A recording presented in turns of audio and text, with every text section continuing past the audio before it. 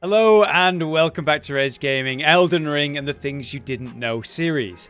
As I mentioned in the previous episode, this one's likely to be full of tips and things from you guys, and that's certainly the case. We've got an alternative to some previous things, and plenty of new ones, so let's just begin. Now, despite me saying there's going to be a lot of things from you guys in this video, I'm starting with one from me. There is a incantation, a dragon incantation that I really like. The Dragon Claw, which channels a dragon claw out of your hand, which you slam down on the foes. It has a 1-2 combo style of attack, so you do one attack, and then you can follow it up again, and this is it in action. So there's the Dragon Claw, there's the slam, you follow up, and a fairly quick follow-up slam. I really like that incantation. I think it's quite underrated. I very rarely see it, but every time I do, I think it looks really fun to use, and it's far from ineffective. Problem is that attack, it comes out pretty slow, and then you got that slow second combo. That's the end of the combo. What if there's a way to just keep slamming, to simply keep going?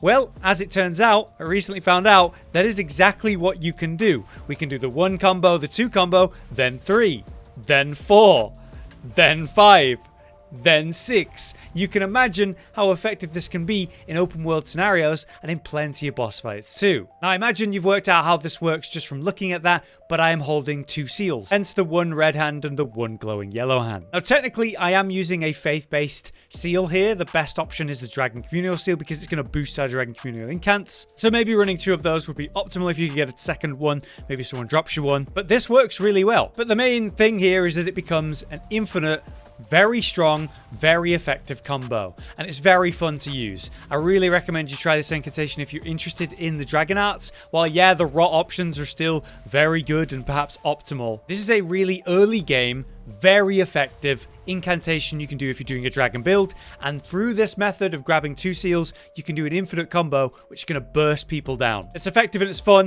and it's very important to know that you can do this if you're trying it.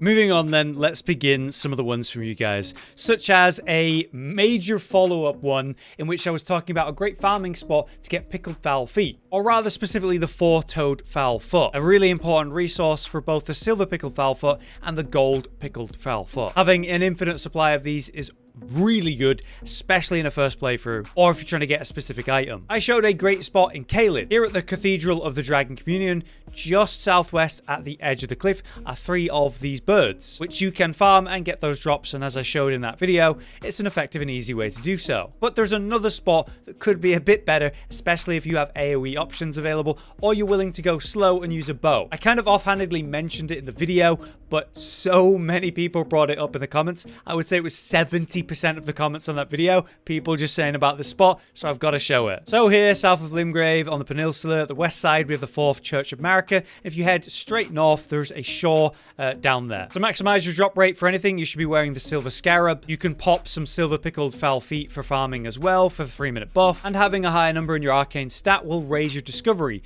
So you could wear the silver tier mask, which will reduce your physical damage slightly, but of course you get 8 arcane, which is well worth having if you're farming something. In any case, we drop down to the north on the beach like I just said, and as you can see, there are absolutely tons of these guys that you can farm with any attack. Of course, I can just run in and use melee attacks, which will cause some to fly away, but if you're effective, you can use AoE attacks like this. People are recommending various weapons, such as the Alabaster Lord weapons, which are going to be AoE, pull enemies in, do a small amount of damage, but it's enough to just kill these guys because they have a very small health pool. Or as I mentioned, you can pull out any bow, crossbow, or otherwise, if you're willing to go a little bit slower, and individually kill them. This will cause them to die at range, which is obviously great, and also you won't get that sort of aggro situation where they fly off, so you'll be able to get every single one of them. As you can see, just a quick first run through, we've got plenty of drops here. The pinions there, the feathers, great for crafting your arrows, and then we're going to get these 4-toed foul feet, which are the most important resource we want. In that quick, inefficient run, just to showcase how it works and where it is,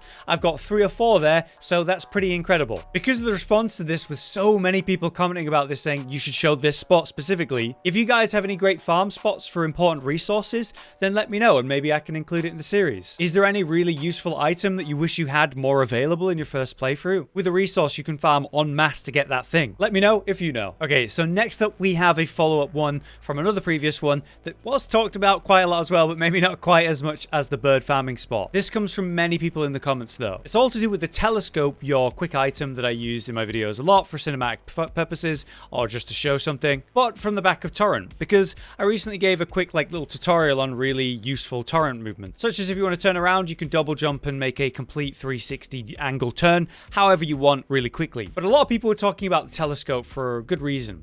If you're on a tight spot in an awkward position and you're trying to turn around and Torrent does this weird movement and accidentally moves too far, you fall to your death, that sucks. So a way to combat that is to pull out your telescope. If you are aiming one way, pull out the telescope and then empty it, you can see that suddenly I am facing this way. So let's say I pull it out and look over here, take it away. I'm facing that way. Isn't that cool? That's an incredible trick that I was completely unaware of. So thank you for people letting me know about that one. All you need to do to make sure that it actually works is pull out the telescope and then move the camera a tiny bit to adjust, and then Torrent will spin around.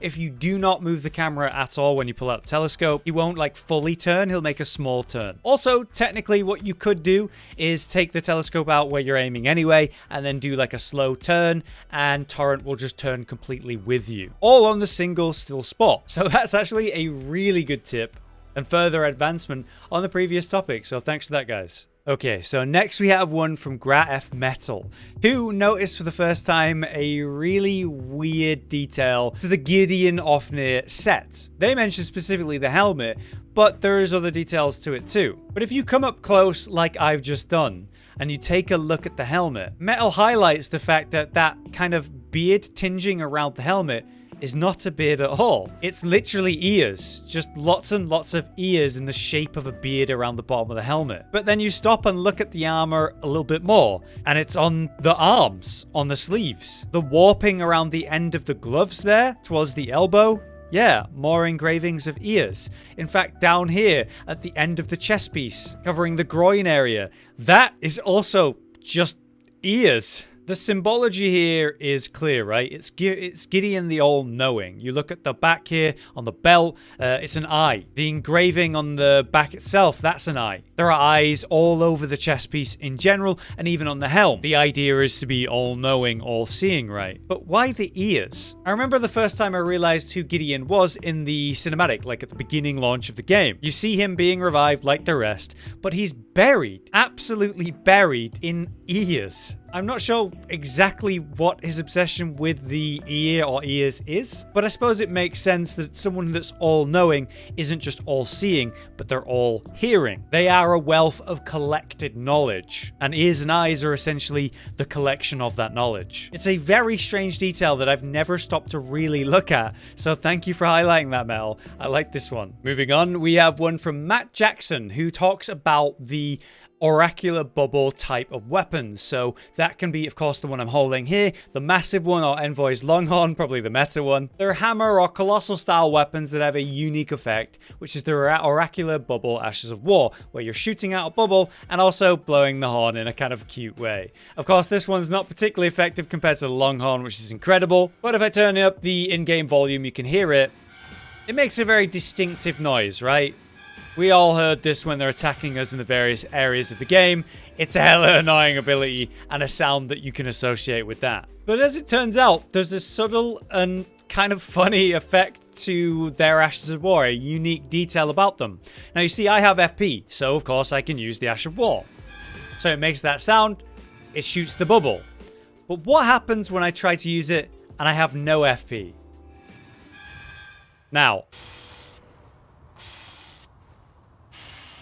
I'm trying my best.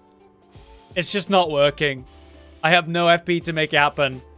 And I'm just letting out a sort of sad wheeze. This is something I had no idea these weapons had as part of their effect, where you're just not getting the air through the pipes in the correct way. I never knew this because I've never really played these weapons enough to accidentally try to use it without FP, and it's kind of a cool, subtle detail. Well worth talking about. So thank you, Matt. Really good one. Next up, I've got one that I've not tested yet because I want to give my real reaction if it's true. I can't imagine this is, and if it isn't, you won't ever see this. Nitrosis, says that they couldn't confirm at the time, but they believe each time a skeleton recollects itself and reforms itself, it has that special animation of putting itself together, right? But at the end of that, the skeleton places its own head on itself and sort of pats it and knocks it into place in a kind of silly, cute way. That sounds incredible. As he says, he thinks it's pretty neat and it sounds good to me. So I really hope it's true. Let's give it a try. We have our victim, our helper. We put him down and watch him reform. Hopefully this guy doesn't get in the way. Well, let's actually just get rid of him real quick. All right, he's forming. It's coming together. Is he going to put his head back together? Is he going to give himself a little pat? Not this guy. Let's try a different type. The sort of necromantic spellcasters are down. We've given this big boy a go.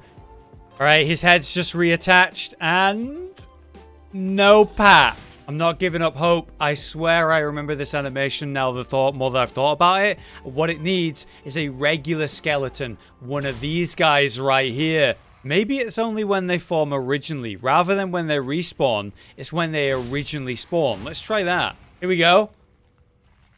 He did. He patted his head. So only when they originally formed, yeah, he double pats his head. That's incredibly stupid. What a shame they don't do it on the respawn. It's a lot easier for me to capture. Yep, he double pats. He double pats. It's so silly. That's so silly. This is such a small thing to talk about, but I love it. Nitrosis, thank you for letting me know that one. What a subtle little detail that is. But there you have it. Today's episode of Things You Didn't Know. A huge thank you to you guys getting involved as always. People really wanted me to talk about those different bird farming spots. A crazy amount of people are commenting about that. But these interesting smaller details like the Gideon set or the Envoy's no FP sound, those are some of my favorite things to talk about in a series like this. Small, weird, and interesting details. And I'd love to hear more of those if you know any. For now though, I've been Hollow, you've been you. Thank you so much for watching and we'll see you next time.